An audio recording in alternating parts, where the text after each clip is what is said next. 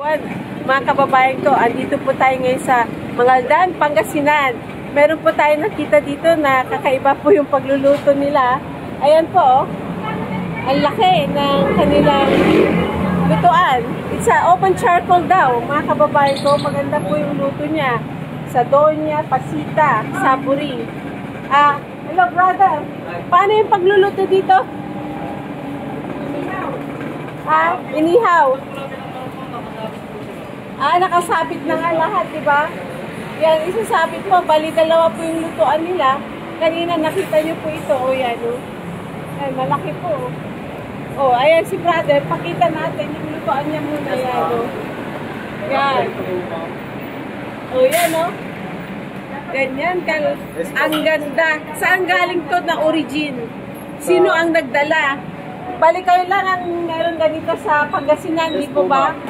Ayun. At first branch, ilang branch? Second branch, meron po sa Santa Barbara po. Meron sa Santa Barbara, Pangasinan. Ito po yung mga ating mga kababayan Pilipino, mga Pangasinense po sila, mga kababayan ko. Ayan, no? Welcome to Filipino Life Stories. At, syempre, brother, ano masasabi mo sa lutuan natin ngayon? Ma'am, nakakaiba. Anong kakaiba dito? Ma'am, quality po yan. Naka-maintain po yung mga luto po natin, ma'am. Okay. Yes po. Ang temperature niya, ma'am, 200 po. Ito yung yes, sa po. Ano niya. Yan, mayroong temperature talaga. Yan yung temperature niya, Tapos, pag magluluto ka, ilan yung ano? Ma'am, dito lang po. 200 po. Ay, 200. Yes po.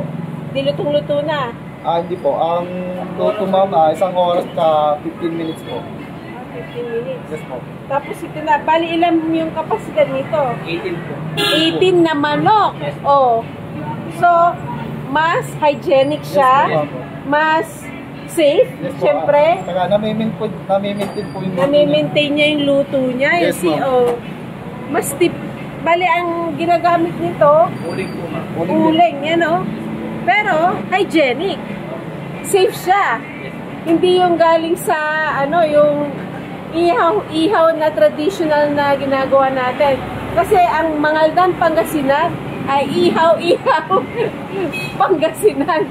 Dahil sa dami na nagtitinda ng chicken na inihaw. Ito po, tangkilikin po natin yung mga taga-Mangaldan. Yan, Yan, Oo. At ito po, ilang beses na kami bumili dito dahil nagustuhan po natin. At syempre, pipicture po natin dito dahil sino yung may-ari? Wala po dito. Taga saan siya? Taga, Tarlac po. Ay, Tarlac, Pangasinan pa, Nagdala siya ng branch na dito. Ibig sabihin, pag may branch, successful na, di ba, yes, brother? So, taga saan ka naman, brother? Mangaldan din po, ma'am. Dito lang. Yes, tapos siya rin, Mangaldan din. Mangaldan din po. Full time kayo dito? Yes.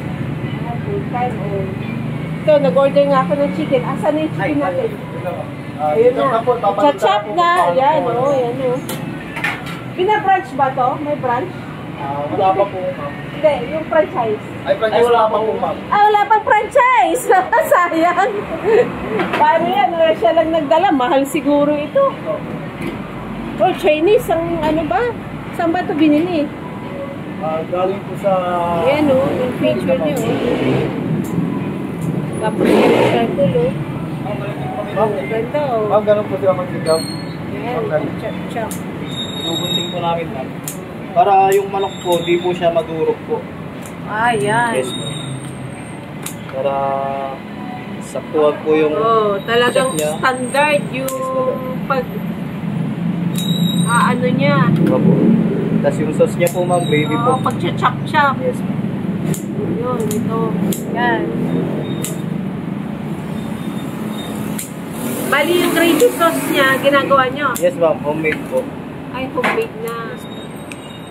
Kasi ito po yung lagayan niya po. Yung lagayan niya. Parang ang talagang hygienic.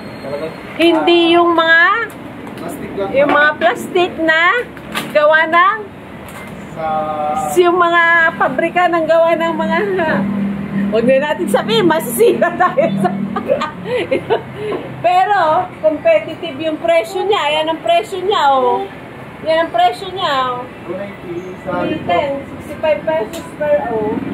Ibig sabihin, competitive talagang pinag-aralan. Pinag-aralan yung presyo sa market. At una sa lahat, hygienic. Pangalawa, standard. Pangatlo, pang-international, syempre. Syempre, yung oven galing sa Korea ba? Sa ano lang ba? Parang ginaya lang po sa Chinese po. Oh, yan oh. Yan ang itsura niya talaga oh. May mga Yan, salamin din po na. Oh. Tapos meron pa siyang yan oh. Ang manok nila talagang naka-ref. Ready. O para sa safety. Tapos ito syempre nakalagay sa standards na oven. Hindi siya exposed sa mga... Hindi po siya nilalamig ma'am. Talagang mainit po lagi. Oo. At meron siya talagang limit. Yes ma'am. Na consumption. Yun. Mga kababayan ko, yung mga taga Mangaldan, Pangasinan, marami na pong nagbago dito. Yan, oh.